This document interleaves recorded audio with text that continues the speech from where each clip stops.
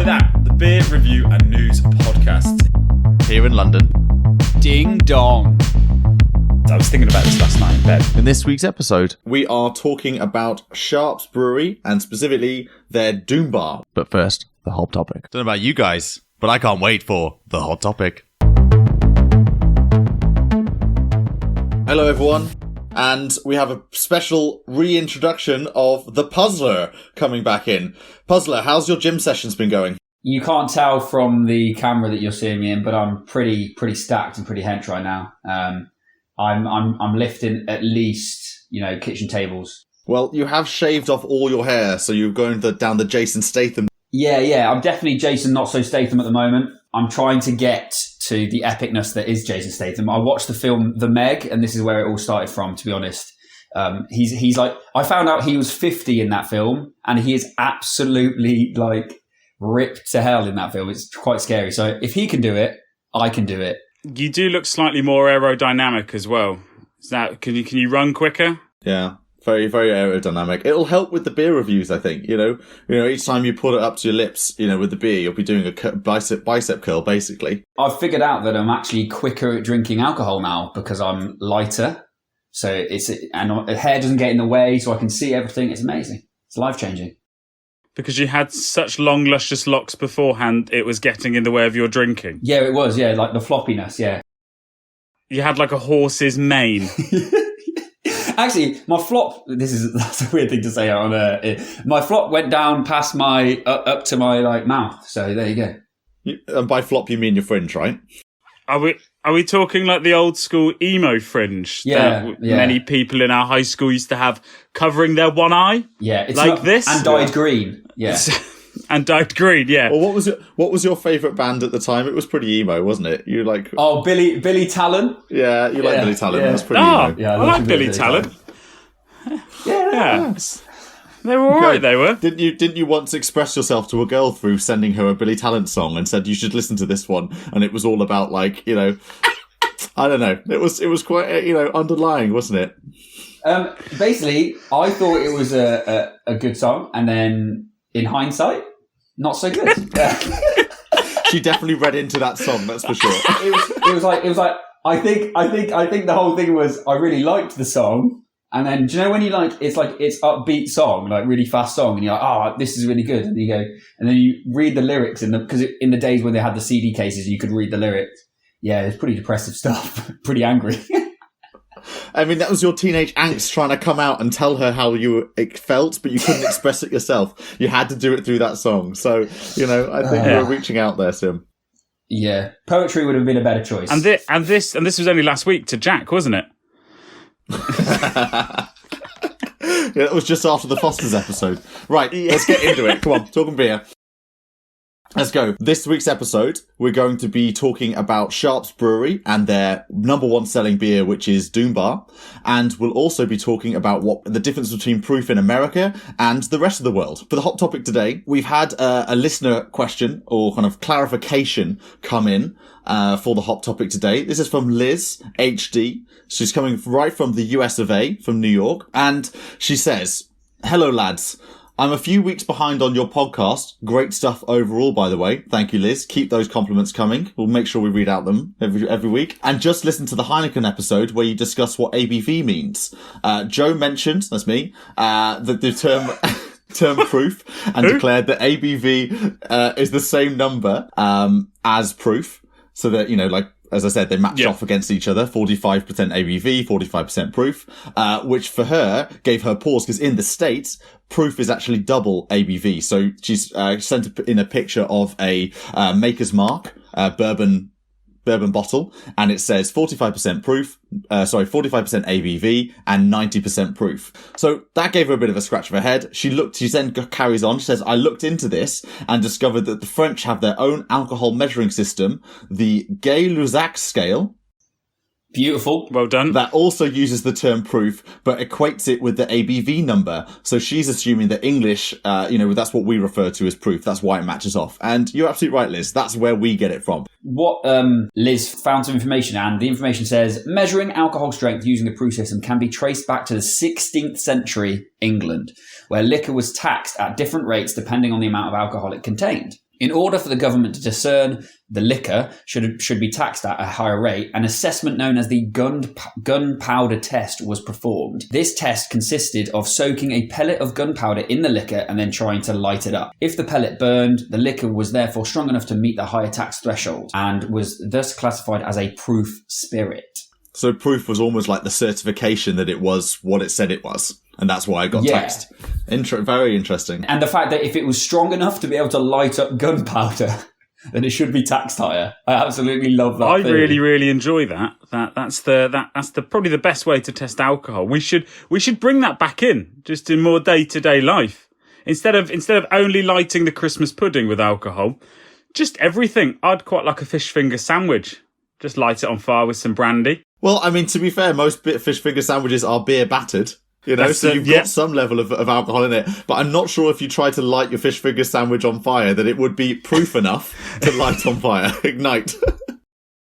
You might just have a very burnt, and maybe your fire alarm would go off and the fire brigade would come and say, what have you been trying to do? I've been trying to light my fish finger sandwich on fire.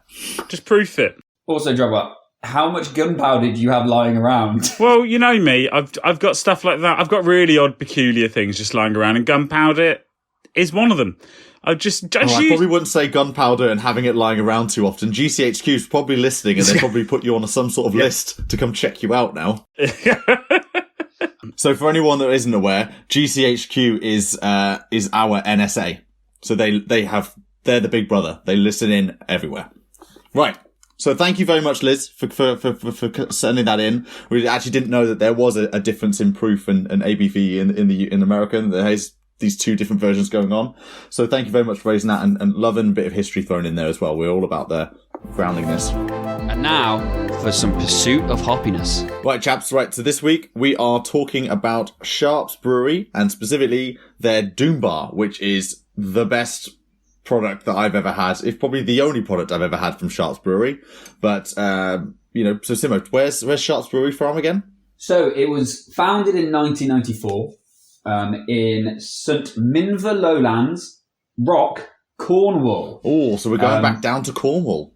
Yeah, I love it. Nice. And it's called Sharps Brewery, and it was founded by a man called Bill Sharp. So obviously nothing's too creative there. It does exactly as it says on the tin, doesn't it?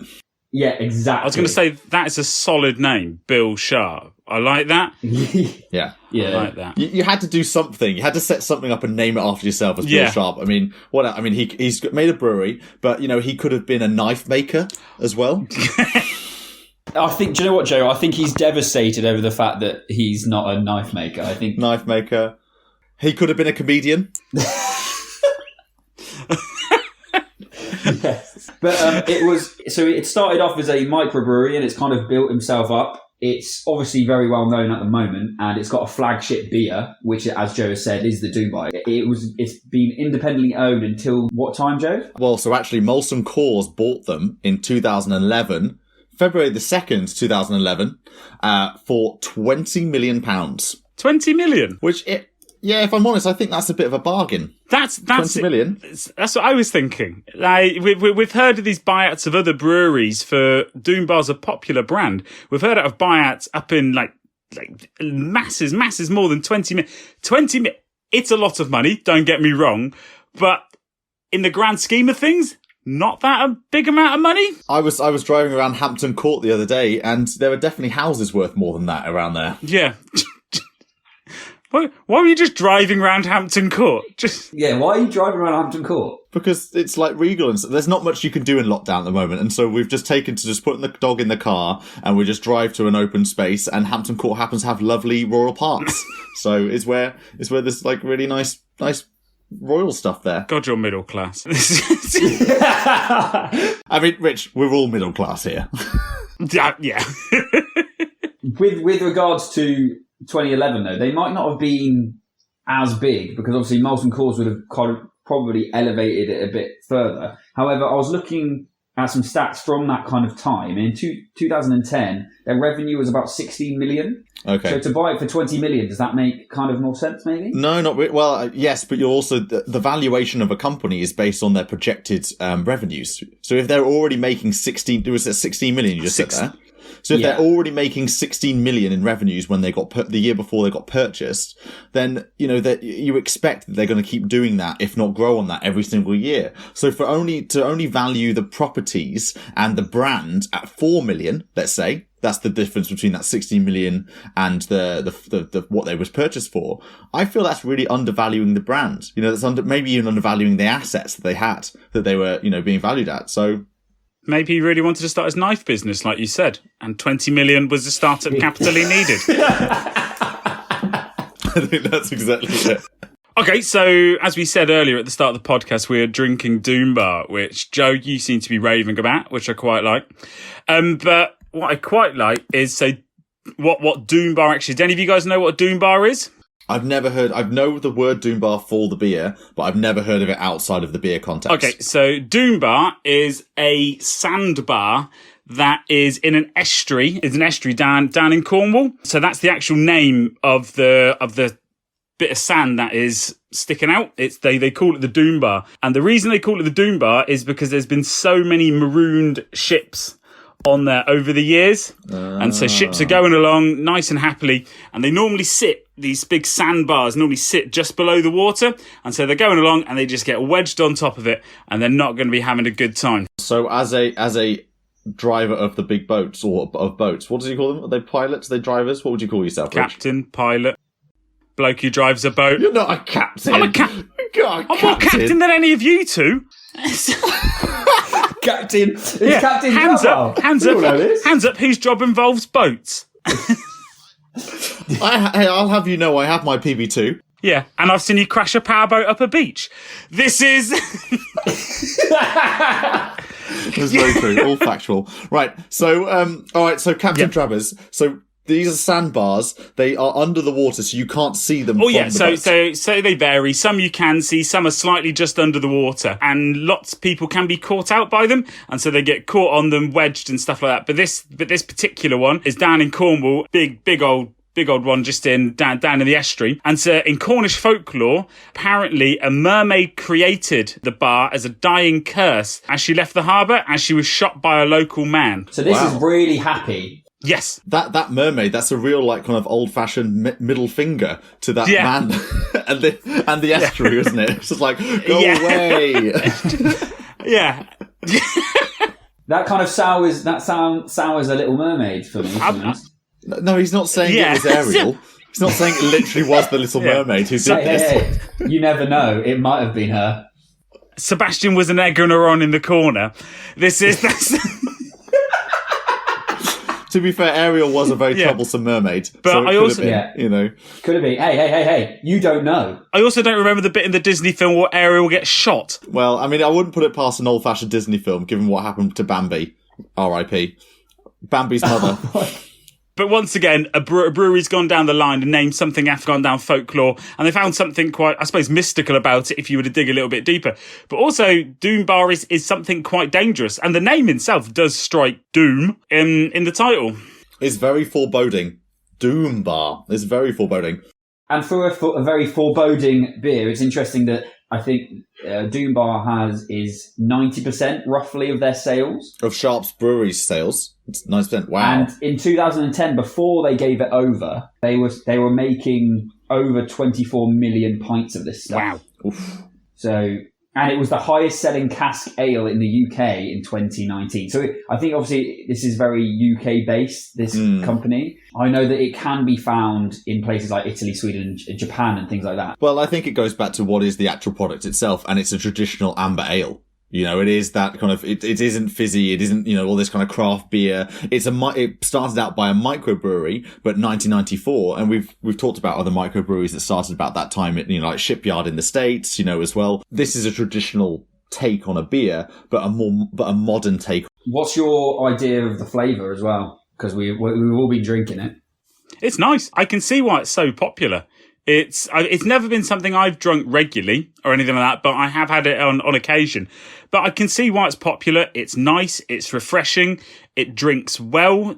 I'm not offended when I drink it. There's nothing horrific about it. It's just a very nice sipping, simple ale. I go further than that in that I always make a beeline for a Doom Bar. If I see a Doom Bar on tap, if I see it at the bottles, I will make a beeline for it because I really, really enjoy a Doom Bar. It's got that, it's really moreish. Like, they say this on the finishing notes, like moreish, subtle bitterness. It's very smooth. It feels welcoming. It feels homely. If that, because I've always sought out a Doom Bar, and especially when you get to London, like London had a real Doom Bar craze at one point where like everywhere had to stock Doom Bar because everyone in London was like, yes, I love this thing. This is amazing. It's from the UK. It tastes really good and it just went down well. For me, I've got a love affair with Doom Bar, mostly because of the taste and the flavour, but the fact that it's from Cornwall as well is always a big plus. It's very easy. So like, I know that if I go to a pub and maybe there's a few choices, I know that I'll never be disappointed with a Doom Bar. It's dangerous in the terms of that you can finish it quickly.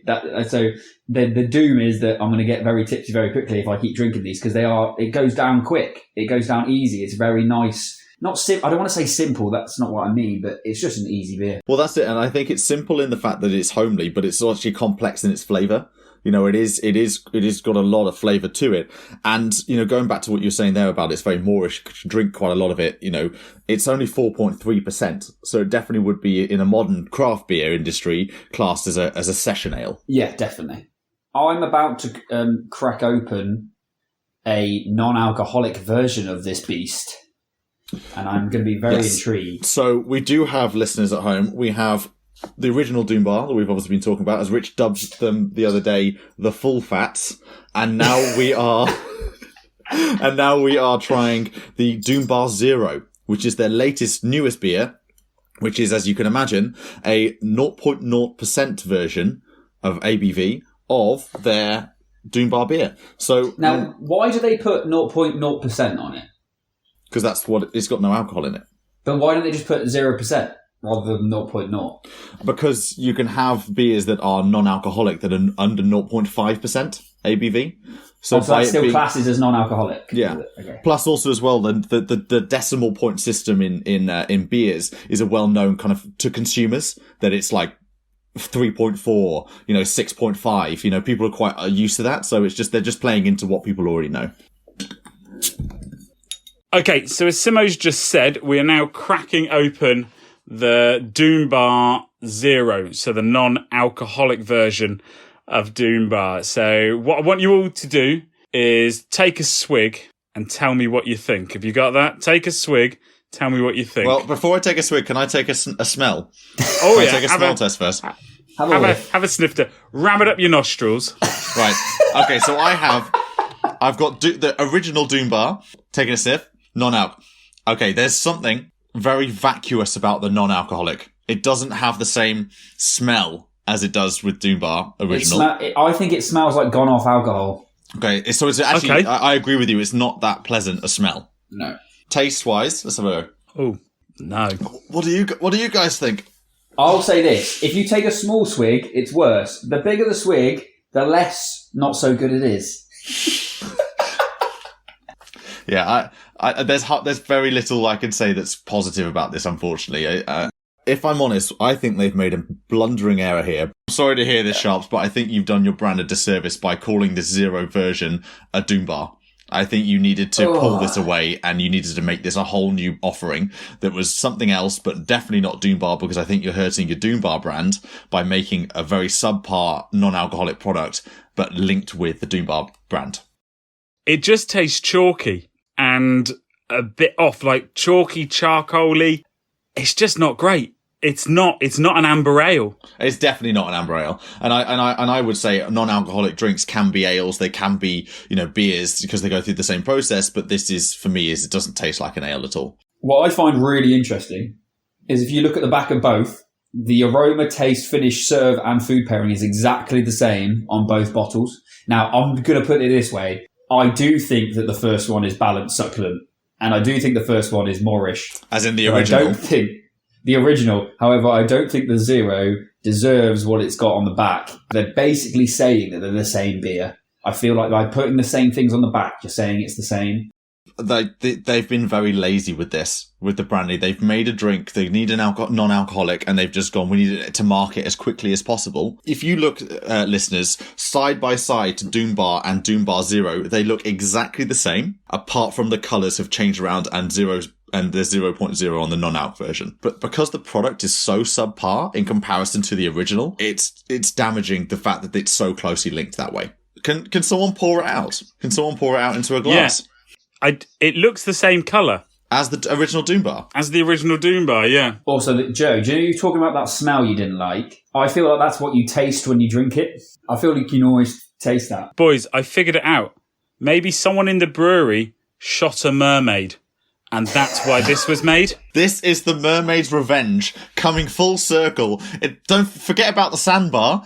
It's not about the sandbar. It's about they made sure that they made their 0.0% Doom Bar beer rubbish. The mermaid's Ariel's revenge. It finally comes to fruition. In 2020, she finally gets her revenge. I want Disney to now make Ariel's Revenge the film. The Doom Bar Zero story. I would watch that. That sounds fantastic. Okay, so big swing and a miss on the Zero, but let's not take away from Doom Bar itself. Let's try and, if we can, Doom Bar, old Sharps, I would say try and pull those beers apart as much as possible. Yeah. Because Doom Bar Original is fantastic. And let's not beat around the bush. Sharps, you're a great brewery. Rock, we love you. Keep doing what you're doing in Cornwall, but please do something about your non-alcoholic. Sharps Brewery on Instagram have 10,000 followers. Okay. 10k. And on Twitter, they have 13.8k followers, which is, you'd probably expect it for a brewery that's been around since 94, been a bit of a staple in the UK, with their beers very much led by Doom Bar, as we said before. I mean, Sharps and Doom Bar specifically, it's a conversation starter. I think most people would feel comfortable, having an opinion about Doom Bar, because most people will have tried it. Right, so drink Doom Bar Original, don't touch the non-alc. And that's all we have time for from this week's episode of the I'll Try That podcast. And so from me, Joe, Rich, And Simmo. goodbye. And don't forget to follow us on Instagram, Twitter, And watch us on YouTube. Goodbye now. Always drink responsibly, and if you or anyone else needs some help, go to drinkaware.co.uk for more information.